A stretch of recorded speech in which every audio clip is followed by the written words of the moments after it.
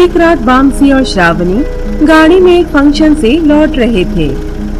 वामसी काफी गुस्से में लग रहा था और श्रावणी वामसी को देखकर बोली, आपका गुस्सा अभी तक शांत नहीं हुआ?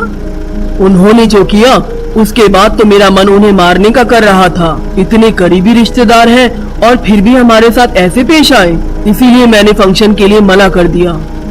वैसे भी हमें वह फंक्शन पसंद नहीं आ रहा था, इसीलिए तो वापस आई है ना? और कुछ घंटों की ही तो बात है, फिर हम घर पहुंच जाएंगे। मैंने ठीक से खाना भी नहीं खाया क्योंकि मैं उनसे नाराज हो गया था। श्रावणी, चलो किसी होटल में जाकर पहले खाना खा लेते हैं। हाँ ठीक है, भूख तो मुझे भी लग रही है। चलो चलते हैं, फिर रास्ते में रुककर खाना खा लेंगे। वे दोनों बातें करते करते जा रहे थे। थोड़ी ही दूर जाने के बाद वामसी को लगा कि वे रास्ता भटक गए हैं। उस रास्ते पर कोई भी गाड़ी नजर नहीं आ रही थी। वामसी ने फौरन गाड़ी रोक दी। ओहो, ऐसा लगता है श्रावणी कि हम गलत रास्ते पर बहुत दूर आ गए हैं। हे भगवान, आप गलत रास्ते पर कैसे आ गए? मुझे डर लग रहा है।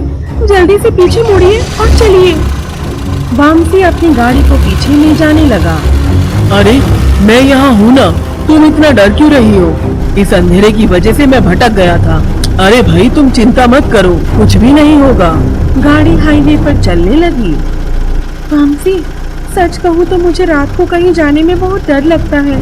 मेरे ख्याल से अगर हम रात को वहीं रहकर सो जाते और सुबह निकलते तो अच्छा रहता। एक बात बताओ श्रावणी, क्या तुम अब भी उस जगह पर रुक पाती जहाँ हमारा इतना अपमान हुआ? अरे वहाँ नहीं तो किसी होटल में रुक जाते, तब भी तो अच्छा ही होता ना। ओहो, तुम बेवजह मत घबराओ, शांति से बैठी रहो। श्रावणी चुपचाप बैठ गई। गाड़ी आगे चल रही थी। तभी रास्ते में एक महिला ने लिफ्ट मांगकर गाड़ी रोकने की कोशिश की। श्रावणी, लगता है कोई औरत है, शायद उसे लिफ्ट चाहिए होगी। सुनो, इस समय किसी को लिफ्ट देना ठीक नहीं है। आप सीधा सीधा चलिए। अरे ऐसे किसी औरत को छोड़कर जाना ठीक नहीं है। क्या पता वह किन परिस्थितियों में है। वामसी ने सीधे उस महिला के पास जाकर गाड़ी रोक दी। वह महिला बहुत सुंदर और सरल लग रही थी। सर, मुझे प्लीज थोड़ी देर के लिए लिफ्ट दे दीजिए। जरूर, अंदर बैठ जाइए। वामसी के कहने पर वह महिला गाड़ी में बैठ गई और वे तीनों गाड़ी में जाने लगे। मैडम बुरा न माने तो एक बात पूछना चाहूँगा। आप एक महिला होकर इतनी रात को अकेले यहाँ क्या कर रही थी? मैं और मेरा बॉयफ्रेंड एक फंक्शन में गए थे और गाड़ी से वापस आ रहे थे। उसने वहाँ शराब पी ली थी और मेरे साथ अजीब सा बर्ताव कर रहा था जो मुझे पसंद नहीं आया। इसलिए हम दोनों की छोटी सी लड़ाई हो गई और उसने मुझसे नाराज होकर ब्रेकअप कर दिया। फिर मुझे इस तरह से बीच रास्ते में छोड़कर चला गया। मैंने उसे बहुत बुलाया, माफी भी मांगी, लेकिन वह वापस नहीं आया। महिला की बात सुनकर वामसी ने कहा, अरे ऐसे बीच रास्ते में छोड़कर चला गया? बेकार आदमी कहीं का। श्रावणी ने धीरे से वामसी के कान में कुछ कहा। सुनो, मुझे शक है कि इसने जो भी कुछ कहा है वह सच नहीं है। तुम तो हमेशा शक ही करती रहती हो। उसे देखकर तुम्हें ऐसा लग रहा है? श्रावणी ने पीछे मुड़कर देखा तो वह महिला चुपचाप बैठी थी। थोड़ी ही दूर जाने के बाद गाड़ी अचानक से रुक गई। ओहो, लगता है इंजन गर्म हो गया है। हमें शायद 15 मिनट और इंतजार करना पड़ेगा जब तक इंजन ठंडा ना हो जाए। वे तीनों गाड़ी से नीचे उतर गए। मुझे बहुत भूख लग रही है। कितना अच्छा होता अगर यह गाड़ी किसी होटल के पास रुक जाती। श्रावणी की बात सुनकर उस महिला ने कहा, अरे देखिए, हमारे सामने ही एक होटल है। चलिए वहाँ चलकर कुछ खाते हैं, मुझे भी बहुत भूख लग रही है। अरे वाह श्रावणी, जैसे तुमने सोचा था वैसे ही हमारी गाड़ी तो बिल्कुल होटल के सामने ही रुकी है। चलो चलकर खाना खाते हैं। वे तीनों पैदल चलते हुए होटल पहुँचे। होटल के बाहर बहुत सी बाइकें और गाड़ियां लगी हुई थी। जब वे तीनों होटल के अंदर पहुँचे, वहाँ पर तो एक भी आदमी नहीं था। आप लोग ऑर्डर कर दीजिए, मैं वॉशरूम होकर आती हूँ। वह महिला वॉशरूम चली गई। इतने में लंबी दाढ़ी वाला एक आदमी उनके पास आया। सर प्लीज ऑर्डर दे दीजिए। उस आदमी ने बहुत गंभीरता से कहा। ठीक है, और 2 चिकन बिरयानी और अरे श्रावणी, वह महिला क्या खाएगी? अच्छा ठीक है, आप पहले एक काम करिए, आप पहले बिरयानी ले आइए। वह आदमी ऑर्डर लेकर चला गया।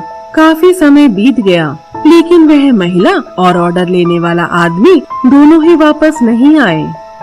सुनिए, ना तो वह महिला आई और न ही वह आदमी, और इस होटल में हमारे सिवाय और कोई दिखाई भी नहीं दे रहा है। लगता है यहाँ कुछ गड़बड़ है। एक बार अंदर जाके देखे क्या? वामसी को भी शक हुआ और वे दोनों एक साथ अंदर गए।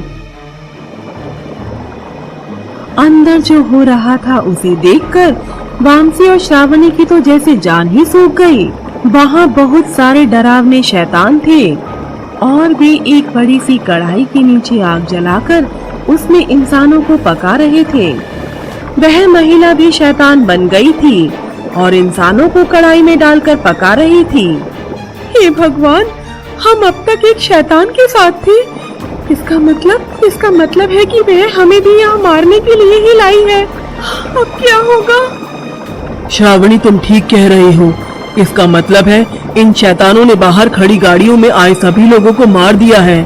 चलो पहले यहाँ से जान बचाकर भागते हैं। वे दोनों वहाँ से भागकर टेबल के पास आ गए। उसी समय उनके सामने जो दरवाजा था वह अपने आप ही बंद हो गया। वामसी और श्रावणी ने पीछे मुड़कर देखा तो सारे शैतान उन्हीं की तरफ आ रहे थे। प्लीज प्लीज हमें छोड़ दो, हम यहाँ से चले जाएंगे। चाहे कुछ भी कर लो, तुम दोनों अब यहाँ से बाहर नहीं जा पाओगे। आज तुम दोनों का आखिरी दिन है। प्लीज प्लीज हमें कुछ मत करना। अच्छा, मैंने इतनी मेहनत की है तुम लोगों को यहाँ तक लाने में, तुम्हें छोड़ने के लिए नहीं, बल्कि मार कर खाने के लिए। सभी शैतान एक साथ जोर जोर से हंसने लगे। फिर उन सभी शैतानों ने वामसी और श्रावणी को घेर लिया और उनका गला बड़ी बेरहमी से काटकर उनका खून पी लिया। बाद में उन्होंने उनकी लाशों को एक कढ़ाई में डालकर पका दिया।